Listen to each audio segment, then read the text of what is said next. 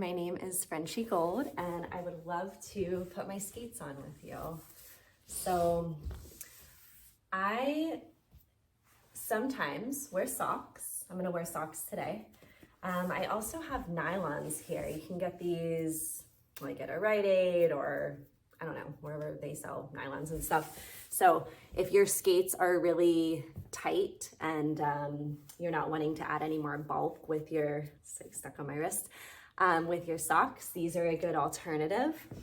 They don't allow your feet to breathe as much, so that's kind of like a negative. Sometimes I also just don't wear socks, especially if I don't have them, then I don't have a choice, but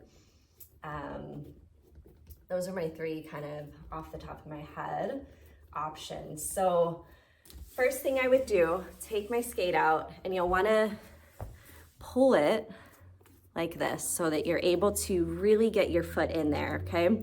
So you'll wanna get your toe down here in the toe box, and then I'll show you a little tip to getting your heel like way back here in the back, okay? It involves like pushing your heel down onto the ground, okay?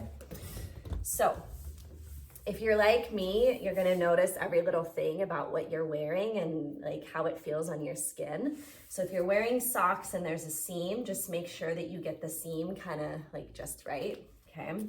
That's kind of the theme of what I talk about a lot with my skating is skate somatics. So how it feels, the holistic approach to everything.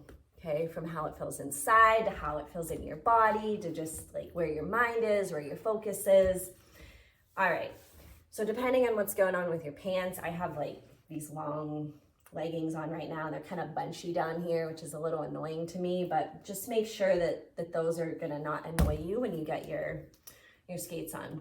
All right, so use both of your hands. I'll advise you to use some force here to kind of pull your tongue back.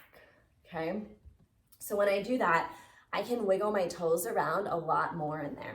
Can't really see them, but I'm wiggling them, okay? Next thing, pull the tongue, that's step one. Step two, I'm gonna make a noise, okay? So when you do that, your heel is gonna settle into the back of your skate. Okay, I'll show you one more time. Okay, you might even wanna do it twice or so. Okay, so then the tongue, get it snuggled in there. You'll start from the bottom, start pulling your laces tight. Okay, I can still wiggle my toe, that's a good sign. All right. And so there's a ton of preferences and there's a ton of different ways of doing things out there. For me, I personally grew up with a background of figure skating. I've since adapted in the past like 5-ish plus years to kind of bring in other styles of skating into what I do. But I bring that up because in figure skating, I was taught for decades to lace my skates all the way up to the top, right? So that's what I'm really used to and comfortable with.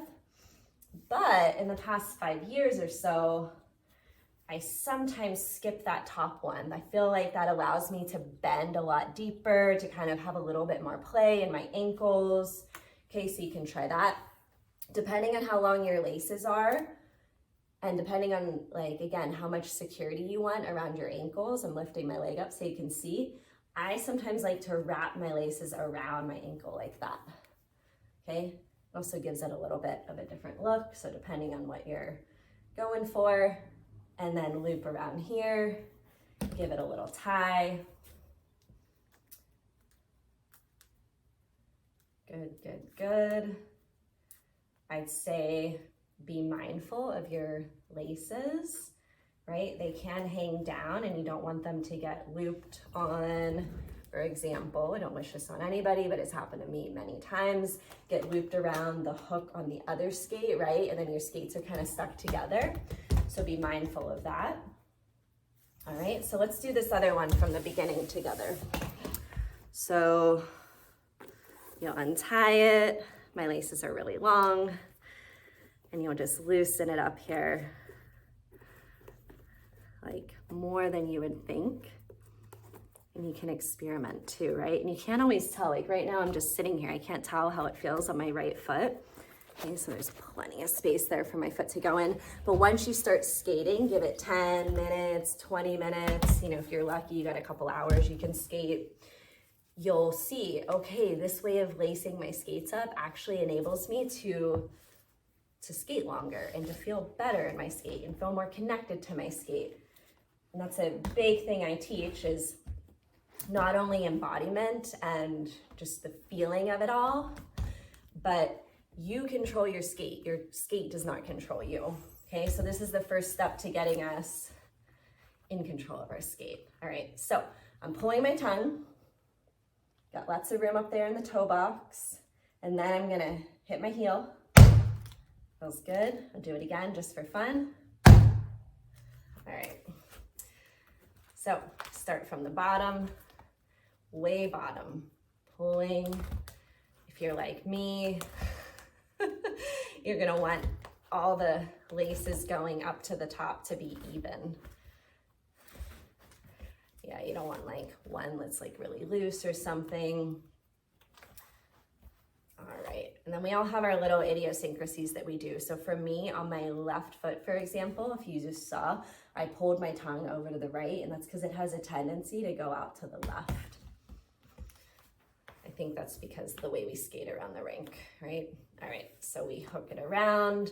Maybe you'll do just 1 or 2 levels of hooks. I'm gonna do 2, and then I'm gonna bring it around the back. Make sure that I tie a nice knot. The excitement is starting to build once I start tying the second knot, because I know I'm gonna be able to stand up and start skating. Thank you for getting your skates on with me. Let me know if you have any questions about this, how these tips work for you, and I can't wait to hear all about it. Have a great day.